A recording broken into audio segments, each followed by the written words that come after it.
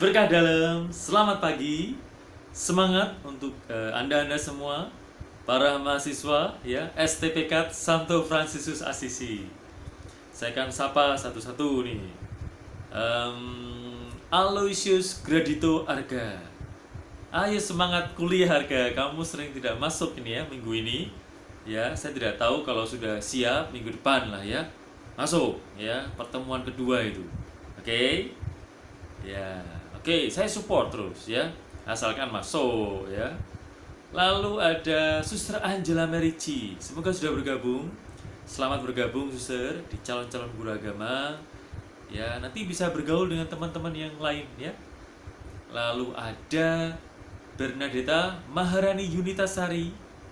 Ya kalau masih ada ya. Baru juga, semoga sudah mulai aktif Bernadetta. Ya, sudah KRS kemarin kan? Oke, kamu angkatannya Arga kan? Ya, semangat ya. Saya support. Ya, lalu ada Juliana Moru. Adik Juliana Moru ini sudah mengundurkan diri, ya ada masalah keluarga. Tetap semangat ya. Dan semoga nanti selesai masalahnya. Oke. Ada Aden Syah Wijaya. Nah, Aden Syah ini nilai bahasa Indonesianya cukup bagus ya, kurang sedikit Aden ya, jadi lebih semangat lagi ya. Oke. Ada Suster Alfrida. Suster Alfrida ini ternyata halus ya, lembut ya. Oke, selamat datang Suster di kelas Pancasila. Ada Anastasia Novita Setiaji. Bagus. Nah, kamu silahkan lihat nilai bahasa Indonesiamu. Dan nanti Anda akan tahu bahwa bahasa Indonesia akan sedikit terkait erat dengan Pancasila ya. Oleh karena itu saya berharap Anda yang punya nilai tinggi, semangat supaya bahasa Indonesia juga tinggi ya. Anindita, ya bagaimana Gunung Pati? Ya, semoga tetap sejuk ya di sana. Oke. Antonius Brian Michael. Ya, saya tahu kamu kerja keras ya toh. Tapi juga jangan lupa belajar juga, belajar secara khusus Brian. Kalau kamu belajar di tempat parkir begitu, ya cari tempat yang lebih nyaman ya. Oke, tetap semangat ya, tetap semangat. Kemudian Arnia Fenty Rosari. Halo Arnia, selamat pagi ya. Semoga sehat dirimu dan keluarga ya. Bangkit Setia Adi. Nah, Bangkit ini sebenarnya oke tugas bahasa Indonesianya Bangkit, tapi kamu tidak menjelaskan 20 halaman berikutnya. Ya, besok lagi lebih teliti ya. Bonaventura Omega. Ini adiknya Kakak Maya ya. Nah, Bonaventura juga sama. Omega ini cukup bagus dalam melihat ya esensi, tetapi tidak detail dalam menjelaskan permasalahan secara umum ya, dalam hal ini 20 halaman ya di modul bahasa Indonesia. Lalu kita beralih Franz Gloria Putra Sadewa. Selamat pagi, salam sehat. Maria Natalia Dola. Saya melihat presentasimu ya, ada tirai yang bagus, pakaian rapi, bagus Dola ya. Besok lebih semangat lagi ya. Odilia Feni. Oke lah ya, Feni ya. Jangan menurun ya. Tiara ini juga kurang teliti ya Tiara ya. Semoga besok lebih teliti. Kemudian Santa Simangunsong. Nah, baca modul dengan lebih baik ya. Oke. Suster Sylvia ini juga sedikit tidak detail ya. Oke, nggak apa-apa. Semoga besok lebih baik. Stefanus Januar, good ya, saya kira bagus. Semoga kamu semangat hari ini. Tata Devi Ardeni ya. Ya, ini di kelas bahasa Indonesia. Vicenza Gerusa Rahel, semangat Rahel ya. Salam untuk keluargamu yang di Ungaran ya. Oke, kemudian ada siapa lagi ya? Sudah semua kah? Semoga sudah ya. Atau saya lihat dulu.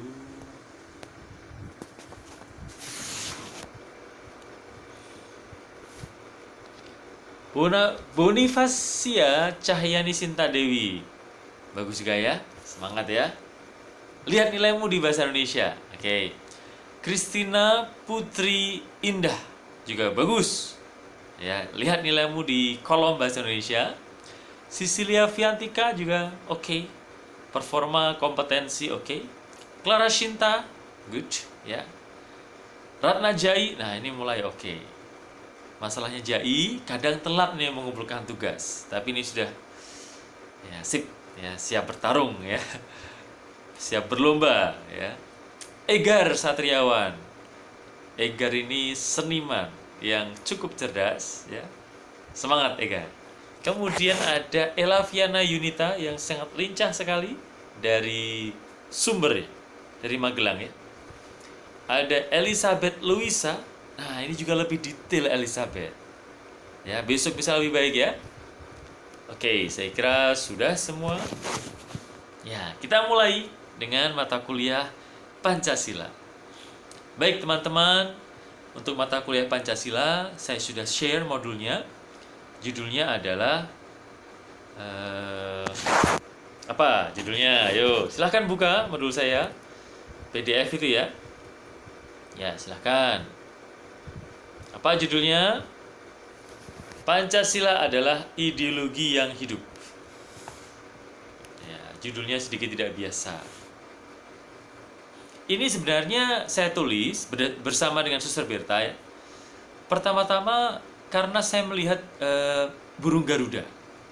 Gambar burung Garuda maksudnya. Bukan burung Garuda yang nyata ya, karena ternyata saya searching burung Garuda itu mitos. Itu yang saya heran ya. Mitos burung yang menjadi mitos dari agama Hindu ya.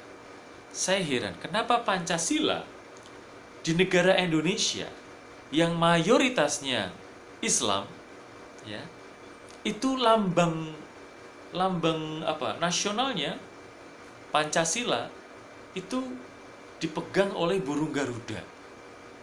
Kenapa tidak bulan dan bintang? Atau kalau itu burung, kenapa tidak burung yang nyata? Burung elang Jawa misalnya, burung cendrawasih itu kan bisa. Burung merak itu burung Indonesia. Tapi kenapa harus burung mitos? Dari agama Hindu lagi. Agama Hindu minoritas. Oke, saya coba mencari tahu dan lebih unik lagi yang mendesain burung Garuda sebagai lambang negara, sebagai lambang yang memegang Pancasila itu adalah Sultan Hamid II, orang Islam. Ini kan unik ya, ada orang Islam, Sultan. Ini Sultan beneran ya, kalian bisa searching, bukan Sultan abal-abal seperti yang di YouTube, bukan. Ini Sultan beneran, Raja beneran, dari Kalimantan, Sultan Hamid II namanya. Lalu dia menang sayembara begitu, untuk mendesain lambang negara, Pancasila ini ya, burung Garuda. Dan dia memilih burung mitos. Burung Garuda itu burung mitos. Saya cari alasannya kenapa. Ternyata Sultan Hamid ini merindukan persatuan Indonesia. Pancasila itu kan nilai-nilainya luhur ya. Ketuhanan yang Maha Esa. Apalagi kalau Anda melihat butir-butir Pancasilanya. Anda akan melihat bahwa dalam ketuhanan yang Maha Esa, orang tidak bisa memaksakan agamanya kepada orang lain. Orang diwajibkan untuk menghormati agama lain. Ketuhanan yang Maha Esa. Lalu yang kedua, kemanusiaan yang adil dan beradab. Yang ketiga, persatuan Indonesia. Dalam konteks zaman itu susah ya, kemanusiaan yang adil dan beradab bagaimana? Orang masih ada penjajahan, orang masih ada penindasan, orang masih ada misalnya ketemu dengan orang Belanda misalnya, ketemu dengan orang pribumi, dikatakan monyet. Ya. Monyet, kenapa kamu kesini? Jadi kita itu masih di bawah penindasan dalam konteks zaman itu. Ya. Pra kemerdekaan menuju kemerdekaan, bahkan setelah kemerdekaan kan datang sekutu. Jadi kalau dikatakan kemanusiaan yang adil dan beradab, kemanusiaan yang adil yang seperti apa? Karena Indonesia masih miskin, masih tergantung oleh negara-negara yang pada waktu itu ada Jepang, ada Inggris, ada juga Amerika, ada juga Belanda datang, macam-macam. Kemanusiaan yang adil dan beradab. Jepang itu jelas-jelas dengan konsep geisha-nya itu menindas perempuan Indonesia. Ada banyak sejarah di mana Indonesia di zaman kemerdekaan itu belum beradab dan belum adil. Tapi cita-cita Soekarno yang kemudian didukung oleh Sultan Hamid II ini, perlu ini Indonesia itu peri kemanusiaan yang adil dan beradab, lalu bersatu, lalu bermusyawarah untuk mufakat, lalu menjadi keadilan sosial bagi seluruh rakyat Indonesia. Dan itu setelah direnungkan hanya bisa apabila orang-orang minoritas ini diangkat. Orang-orang yang tertindas ini diangkat. Orang-orang yang tadinya diinjak ini digandeng, dipeluk, disembuhkan. Permenungan Sultan Hamid itu seperti itu. Makanya mengingat sejarah Indonesia yang sangat panjang, perang antara kerajaan satu dan yang lain, dan paling legendaris itu perang antara Islam dan Hindu. Ada begitu banyak korban. Lalu dalam permenungan yang panjang, dia mengambil burung mitos agama Hindu yang dia pakai sebagai orang Muslim sejati. Sultan Hamid II itu Muslim. Mau mengatakan ini loh, seorang mayoritas, seorang raja mau menggandeng minoritas yang dulu perang dengan saya. Nah, Pancasila itu dibalik lambang simple, sangat sederhana, burung Garuda ya, dengan memegang Bhinneka Tunggal Ika, itu ada permenungan mendalam. Mengangkat derajat mereka yang minoritas, mereka yang ditindas. Itulah kenapa yang dipilih adalah Garuda dan bukan elang Jawa yang gegah gitu ya. Bukan merak yang mahal, eksklusif. Bukan cendrawasih yang kalau terbang sangat indah begitu. Itu tidak mewakili pemikiran Soekarno dan Sultan Hamid sebagai penggagas Pancasila dan lambangnya.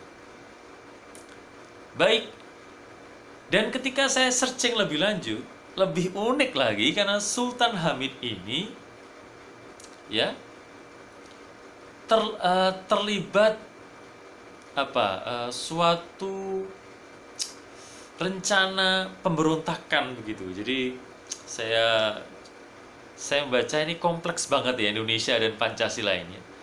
Jadi Sultan Hamid itu dituduh bekerja sama dengan Raymond Westerling. Kalau Anda ketika SD atau SMP pernah membaca pemberontakan Raymond Westerling, atau mungkin di Wikipedia ada, Anda bisa searching pembantaian Westerling, Anda akan tahu Westerling adalah orang yang membantai 40.000 warga Indonesia tanpa pengadilan. Dia dengan alasan dia adalah sang ratu adil ya, dan cukup kompleks ya. Cukup kompleks, dan ini seorang pendesain lambang Garuda ini yang menjadi lambang nasional ini dituduh bekerja sama dengan Westerling yang membantai rakyat Indonesia tanpa pengadilan, terutama di luar Jawa. 40.000. Unik ya. Nah, kita akan mendalami kisah-kisah ini, teman-teman, bagaimana Indonesia terbentuk dengan banyak tumpahan darah, banyak pengorbanan, banyak tangisan, ya, banyak kebangkitan dari penindasan. Indonesia dan Pancasila itu, ya, kita akan bicara itu melalui modul saya tentu saja. Pancasila adalah ideologi yang hidup. Hidup itu kan kadang bisa suka, bisa duka, kadang ada tawa, ada tangis, itu hidup kan? Tidak monoton ya. Hidup itu ada naik, ada turun. Nah, itu yang mau saya katakan dalam modul saya. Tapi sebelum kita membedah buku, ada baiknya saya memberikan Anda satu video saya yang paling viral. Ya, paling viral, ya tidak seviral Deddy Corbuzier atau Atta Halilintar, tidak juga. Tapi video ini unik karena dari pesannya ya. Jadi saya memang menyiapkan video ini dulu sekali sebagai bahan pembelajaran Pancasila dan religiositas ya, di kampus Unika. Nah sekarang mungkin Anda baik untuk melihat video saya ini sebelum nanti minggu depan kita akan membahas lebih dalam mengenai buku Pancasila adalah Ideologi yang Hidup ya. Ya langsung saja kita lihat video saya menganalisis kesombongan manusia. Check this out.